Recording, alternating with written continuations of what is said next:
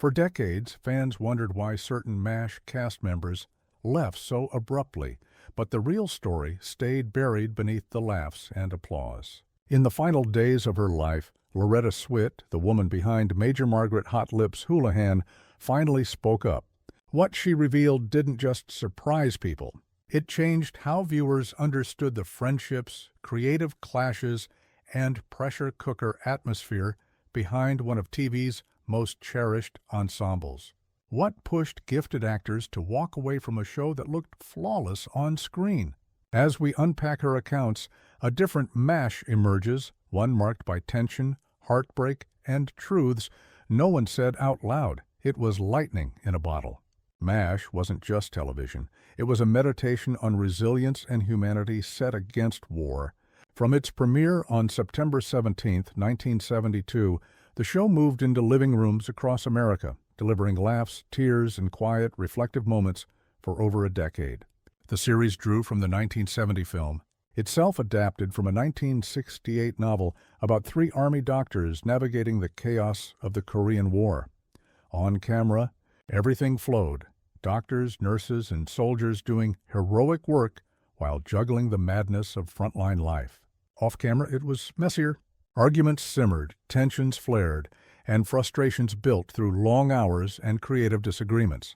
Loretta Swit, as Major Margaret Hot Lips Houlihan, remained a constant through all 11 seasons, one of only 3 performers to stay from beginning to end. At first, Margaret was strict and inflexible, her storylines boxed in, entwined in a secret tense connection with Frank Burns, played by Larry Linville. Over time, the character opened up, showing empathy, intelligence, and steady strength that struck a chord with audiences. Sweet helped steer that change, sharing notes with writers, refining dialogue, and incorporating insights from real military nurses. She transformed a once flat foil into a grounded, formidable woman, earning 2 Emmy Awards and deep respect from colleagues and fans. The ensemble felt alchemical. Alan Alda's Hawkeye Pierce drew focus, but the spark spread to Wayne Rogers' Trapper John, McLean Stevenson's Colonel Blake, Gary Berghoff's Radar O'Reilly, Jamie Farr's Klinger, William Christopher's Father Mulcahy, and more. As years passed, departures and arrivals shifted the energy. Trapper John exited, and B.J. Honeycutt stepped in. Colonel Blake left, making way for Colonel Potter. Frank Burns departed, and Charles Winchester filled the gap. Each change refreshed the show, yet MASH kept its core, a careful balance of humor and humanity. Storylines came not only from imagination, but also from doctors who served in Korea, giving the series rare authenticity. Through every transition, MASH held on to something timeless, a blend of tragedy and comedy that felt profoundly human. But even as viewers laughed and cried, the backstage strain stayed mostly invisible until Loretta Swit decided to tell the truth about her final days on the show. Loretta Swit's road to Major Margaret Hot Lips Houlihan was paved with discipline, drive, and early-stage chops. Born on November 4, 1937 in Passaic, New Jersey, to Polish-American parents Lester and Nellie, she grew up alongside her older brother Robert in a home that encouraged ambition. From childhood, she led and created, joining her church's Girl Scouts, acting in school plays, co-captaining the basketball team, and falling in love with the arts.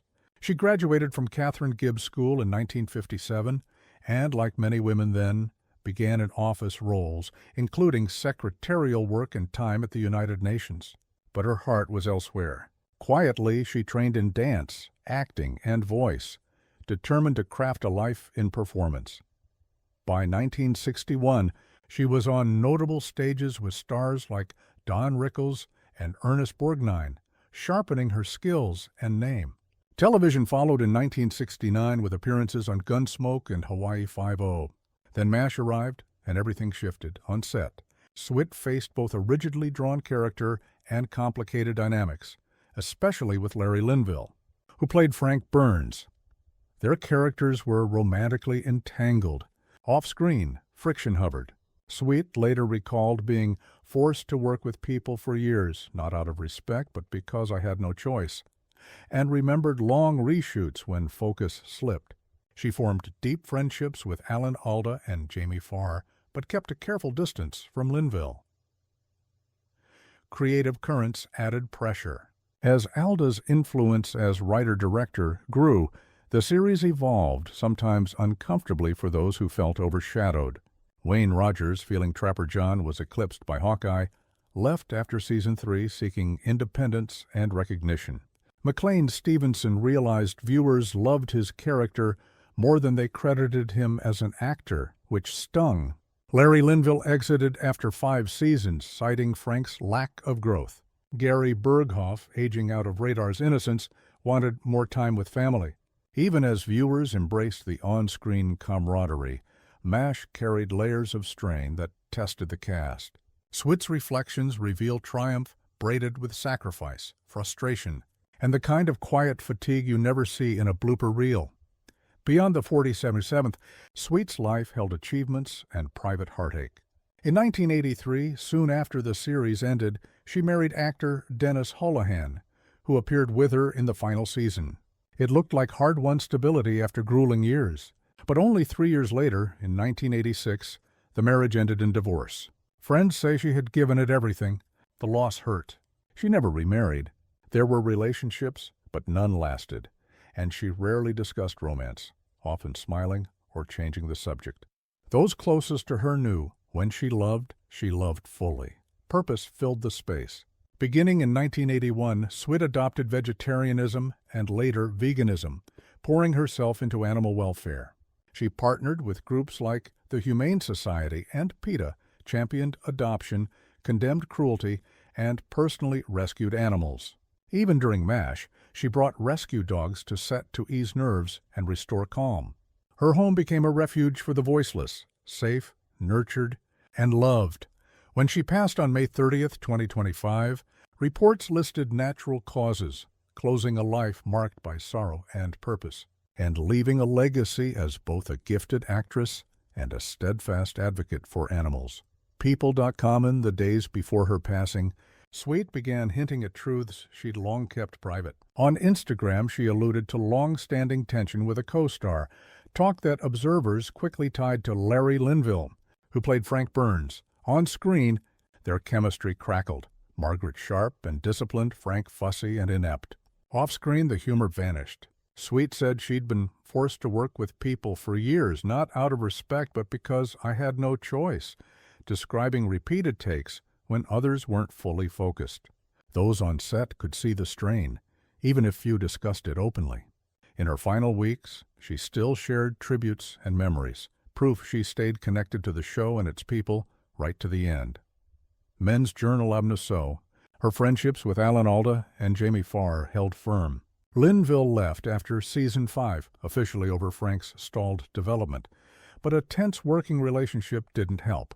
Through it all, Swit never compromised. She pushed to deepen Margaret, tweaking scripts, sharpening lines, and drawing from real nurses to keep the character honest. Some called her demanding. Alda often praised her as the most serious person in the room. After Linville's exit, Margaret's arcs widened, revealing resolve and sensitivity, and Swit earned Emmy wins in 1980 and 1982. Her standards didn't just elevate one character. They set the tone. Come prepared, respect the work, tell the truth about the people you portray. Years earlier, a light interview with Swit and Linville showed the professional respect under their friction. Playing a foolish or phony character, Linville said, demands the same honesty as a solemn role. Performance means mining every facet of yourself to make it real. Swit agreed. The capacity for sadness is what makes joy ring true, which is why both Comedy and Dramaland, they celebrated the ensemble. Swit singled out McLean Stevenson's effortless pivot from hilarity to heartbreak and noted how he even wrote scripts that let the cast explore both tones. It was a space where ideas flowed, egos mostly stayed parked, and the mission was simple: make MASH the best version of itself. Personal details, Linville's marriage to Will Geer's daughter, Swit's travel stories, her ongoing work with Stevenson, hinted at bonds reaching beyond the stage. The banter never stopped, but beneath it was craft. Hot lips made Swit famous, but her influence ran deeper. She insisted Margaret be strong, smart, and human, not a punchline or placeholder. Over time, she collaborated closely with writers, guarded the character's integrity, and sought guidance from real military nurses, adding layers to Margaret's humanity. From 1974 to 1983, Swit received 10 Emmy nominations for Best Supporting Actress in a comedy, winning twice in 1980 and 1982. She also earned 4 Golden Globe nominations and captured the People's Choice Award for Favorite Female TV Star in 1983, the series' final year. Her friendships lasted, especially with Alan Alda. As their characters moved from conflict to respect, their off-screen bond deepened into trust. Alda later credited Swit with shaping Margaret. Her insistence on intelligence and integrity helped redefine how women were written in dramedy. When MASH wrapped, their friendship underscored the loyalty and collaboration that kept the show afloat behind the scenes.